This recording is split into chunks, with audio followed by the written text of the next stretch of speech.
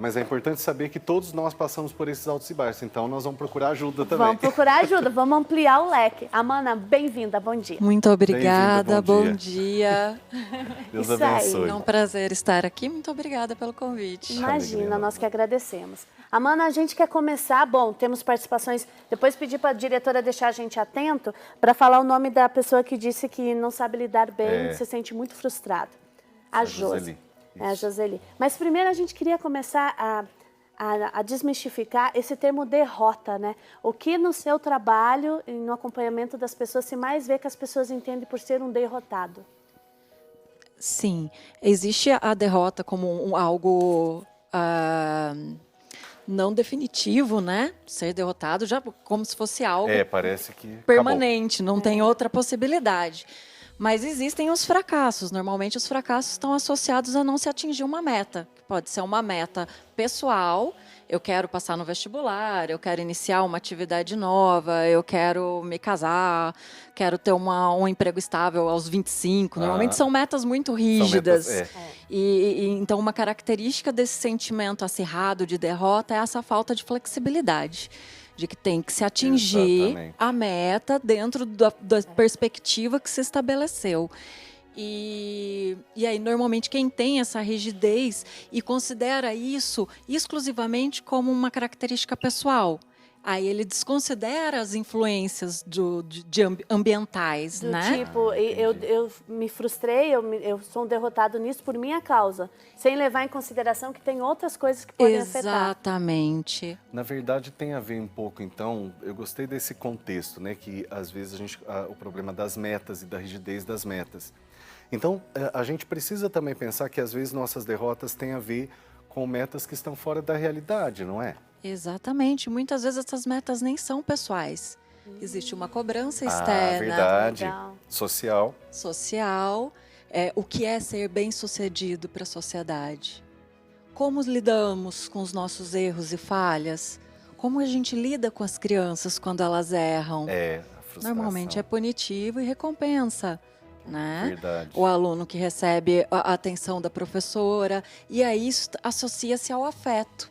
Por isso também é muito pesado. Eu vou ser reconhecido, eu vou ser aceito, eu vou ganhar amor e atenção se eu corresponder às expectativas. Se eu tiver uma boa nota, se eu aprender a ler e escrever dentro do tempo, se eu atingir as minhas metas pessoais, da minha família, da sociedade. E aí qualquer erro na curva aí, qualquer situação que me tire do que é o dito esperado, isso já é motivo para eu me frustrar.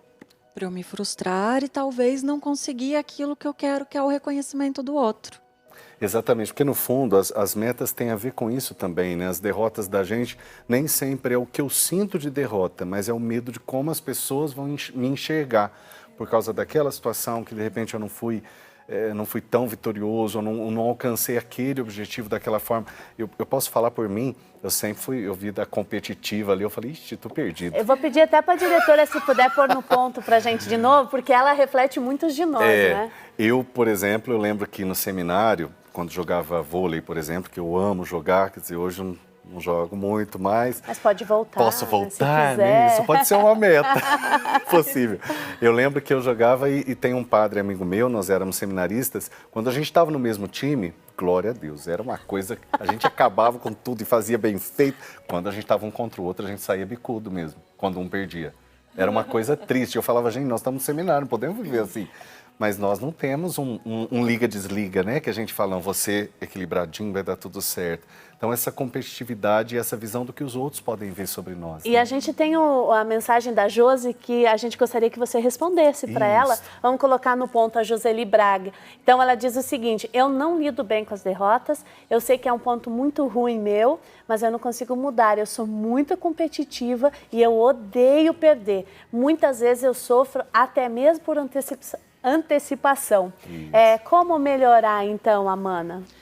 Bom, um dos caminhos é esse que a gente falou, né? De não considerar como algo permanente, uma perda. Então, é sempre... E analisar tudo que influencia. Então, num jogo, por exemplo, que você pede, você pode estar numa equipe que não é adequada, que não corresponde ao que você gostaria. Você pode estar num dia não bom. Você não foi muito bem aquele dia, e daí? né? Você não é um bom jogador porque em um dia Sim. você não está bem, Sim, né?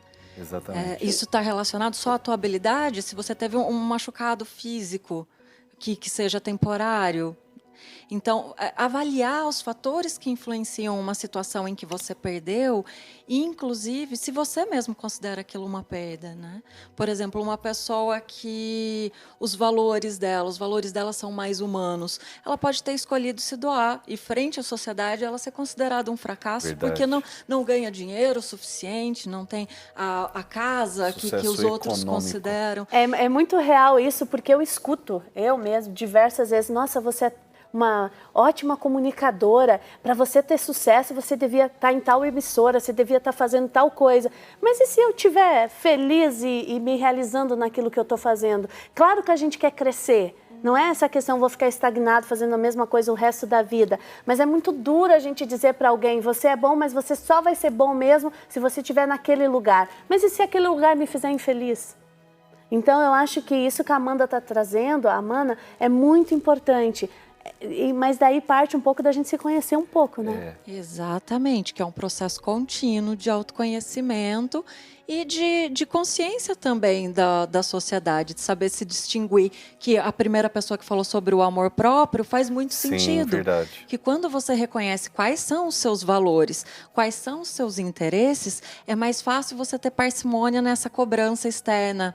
E dessa necessidade de corresponder a expectativas com a perspectiva de ganhar afeto através disso. Até nós vimos essa falando do amor próprio, tem muito a ver com as pessoas que sofrem uma derrota num relacionamento, né? Quer dizer, um fracasso, uma decepção, uma separação, né, as coisas não caminham.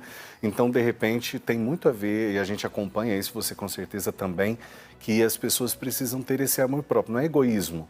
Não é egoísmo olhar só para si, não é isso. Mas um amor, um reconhecimento, uma valorização de si.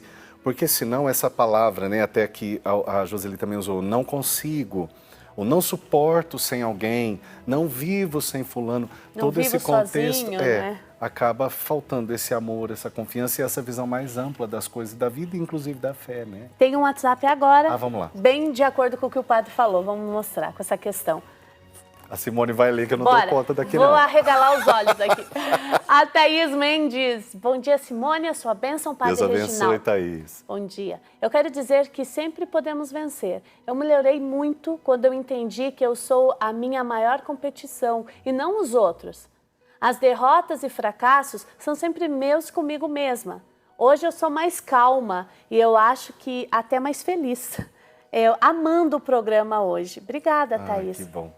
Interessante isso da competição, né, Amanda? Eu sou a minha maior competição. Eu estou vencendo a mim mesmo. É assim mesmo. E aí, sim, porque aí o parâmetro dela diz respeito às próprias metas dela e uma análise pessoal de suas capacidades.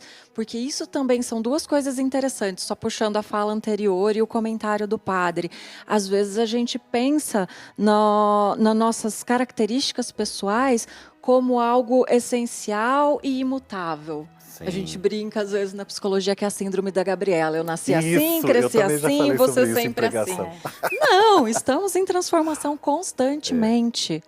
Inclusive, as nossas características cerebrais são plásticas. A gente tem transformações neurais, que cada vez que a gente aprende, forma novas conexões. Então, não consigo hoje. O que eu posso fazer para mudar essa minha relação com a competição? Porque, de novo, a competição é pessoal, ela carrega características da história, de como cresceu, como a família lidou com isso, os ambientes, tudo. Mas também, de novo, tem uma característica social. As nossas brincadeiras são predominantemente competitivas. Verdade. É verdade. Se você lê, por exemplo, a brincadeira da cadeira, tem música, tem um número limitado de cadeiras, ou seja, alguém vai ficar de fora. Se você não correr, se você não for o melhor, você vai ser excluído. A música não é algo a ser apreciado, a música é algo que delimita um tempo, de que você tem que estar naquele tempo atingindo alguma meta. Então, a gente tem um aspecto social que encaminha você para ter esse comportamento de, se eu não chegar a tempo, se eu não for o melhor, eu não consigo. E aí até a gente percebe isso, por exemplo, eu falo em relação às notas, Claro que a gente tem que ter uma valorização, um parâmetro, né, de avaliação, mas em relação às notas a gente vê muito assim, alguns que descuidam, outros que se matam porque tirou 9,9, 9,5, 9,8, porque o nível mesmo de exigência é muito grande. E aí, de repente, por causa disso, eu sou burro. Não, peraí, calma. Né? E a gente às vezes faz isso na vida, não só como criança, né? Na vida. Por causa de um erro, a gente Ou eu não sou tão bom quanto, né? E gente, eu sofri tanto com isso na vida, eu preciso falar isso pra vocês. Eu Meu também. Deus, quanto tempo... Abre seu coração, Simone. Vou abrir meu coração, gente. Quanto tempo eu sofri e perdi dizendo eu não sou boa tanto quanto. Porque o olhar estava para fora. Porque o olhar estava me medindo com a régua dos outros. Não, nós somos diferentes. Ainda estou aprendendo a lidar. Isso que a Amanda disse, não é assim, estou ótima, maravilhosa, linda. Não, a gente vai aprendendo a lidar com isso. Chegou uma participação, ela é super interessante, mas a gente vai ler a participação e a diretora pode pôr a vinheta que a gente precisa ir para o intervalo, então, e responde na próxima. Vamos lá. A Maria José, bom dia, Padre Simone. Eu me sinto muito derrotada. Tento lutar contra esse sentimento, mas não estou conseguindo. Estou tão mal que está atrapalhando as minhas orações. Maria José, de Rio Verde, Goiás. Vamos falar sobre isso daqui a pouquinho, porque nós queremos entender também como as derrotas e os sofrimentos, as frustrações da vida interferem no nosso jeito de rezar. Nós vimos um salmo agora há pouco, a Mana. Você viu gente amando o programa, que está com a Mana hoje. Olha, tudo, ó. Tá tudo combinando.